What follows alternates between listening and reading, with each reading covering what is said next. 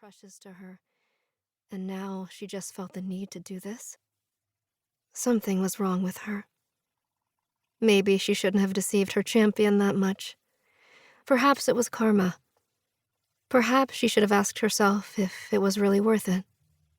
In the end, she didn't want to admit how utterly foolish she was. But alas, such was the state of things. In the end, she ultimately felt guilty. She had taken the wrong approach, and now there was no way to fix things. In the end, all she could do was provide assistance and hope to reap her rewards, if there were any to begin with. She would be thrilled if her champion made it to the same rank as her, being honest. At least, things were chaotic for other patrons too, so maybe it wasn't too bad. Though, if she found out who paid to have continental challenges, she would make their life hell. Everyone was going to. Sneaking things under people's noses to change the fate of the new planet was bound to make every single person involved unhappy. Except for the legacy of brilliance, the Empire, of course. And to make things worse, her champion wasn't replaceable anymore, though it was never meant to be replaceable. The more she thought about it, the worse the burden in her mind became. At first, she was just curious, but at almost first sight, she had gotten overly attached. A groan escaped her. Perhaps she wasn't ready to nurture a champion yet. But it was too late for regrets now. Deep breaths. I didn't know how long I spent collecting myself, but at last, I opened my eyes to see the reality in front of me.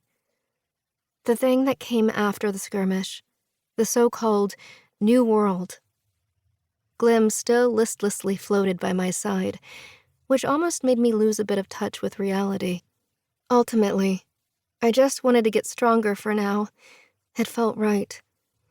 I wasn't ready to think about anything else, really. I still felt off. The rock that I was sitting in seemed to have teleported in with me, which was weird, but I accepted it quickly. My eyes wandered off to the unnaturally smooth ground. It was dusty and had some rocks, but it was smooth. Like the flooring within the elven houses. I stopped myself once more. It wasn't the time for that. A quick checkup, and it seemed that I had taken most things with me, except for my old compound bow. I was distracted, and it had vanished into thin air, it seemed.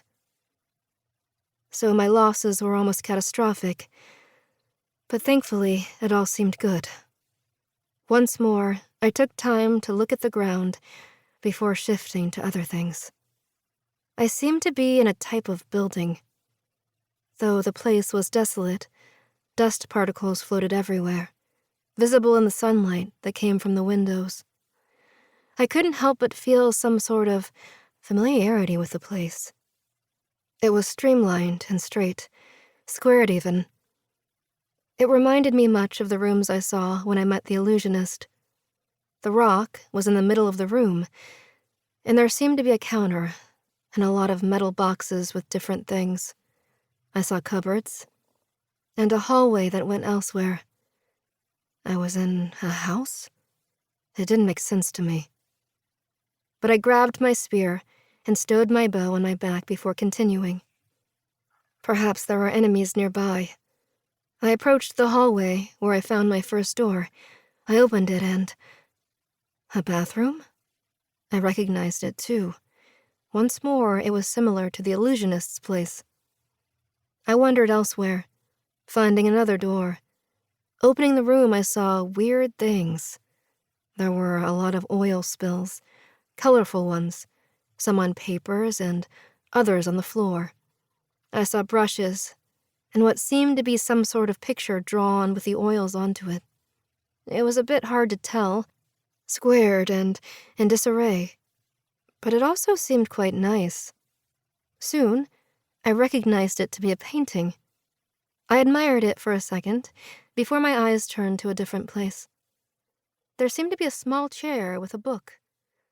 I was curious about the place I was in, though it made no sense.